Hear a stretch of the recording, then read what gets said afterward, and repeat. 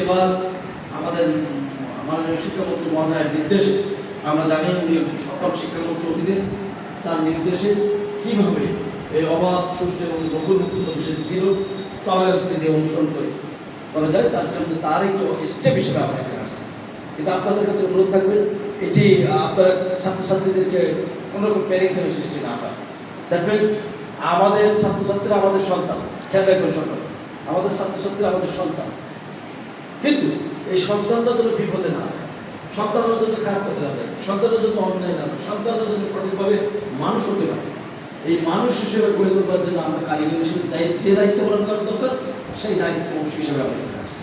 আপনাদের কাছে পরীক্ষার সময় অনুরোধ থাকবে আপনারা আপনাদের ছাত্রছাত্রীদেরকে অবশ্যই অ্যাডমিট কার্ডটি পেয়ে গেছে সবাই, অ্যাডমিট কার্ড পাবে। অ্যাডমিট কার্ড দেওয়ার সময় আমাদেরকে এটা ছাত্রছাত্রীদেরকে নির্দেশনা দিবেন যে ওরা আমাদের সন্তান, ওরার জন্য পড়ালেখা করে প্রিপারেশন অফ ওকে, তারা যেন সেন্টারে একেবারে ভয় ভীতি মুক্তভাবে যেন সেন্টারে আসে।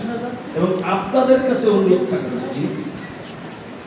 যে পরীক্ষা সেন্টারে আসার পরে দায়িত্ব কিন্তু আপনাদের, সকল দায়িত্ব অনেকটা আপনারা আপনাদের দায়িত্বের বিষয়ে সচেতন থাকবেন।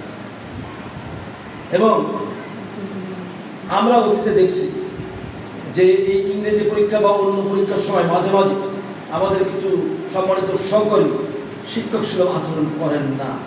এই যে সিসি ক্যামেরা দেওয়ার উদ্দেশ্য, সিসি ক্যামেরা দেওয়ার উদ্দেশ্য যতটুকু না ছাত্রছাত্রীকে অবজারভেশন করা, তার চাইতে বেশি অবজারভেশন করা আমার সহকর্মীদের। কারণ ওই সহকর্মীরা অবশ্য আমরা দেখি পরীক্ষার হলে যাওয়ার পর রুমের ভিতরে চলছে কথা, তখন আমার সহকর্মীরা চিন্তা এই কথাটা চুপ চুপ। আপনার কাছে অনুরোধ থাকবে, আমি কিন্তু শিক্ষক, prevention is better than nothing.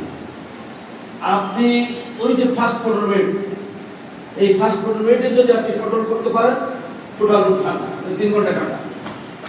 কথা বলার সুযোগ দিবেন না, কোনো প্রকার মাথা বলার সুযোগ দিবেন না। এই প্রথম 15 মিনিট শুধু একটা জিনিস খেয়াল রাখবেন, যদি কোনো আমাদের সম্মানিত সহকর্মী কোনো কাজে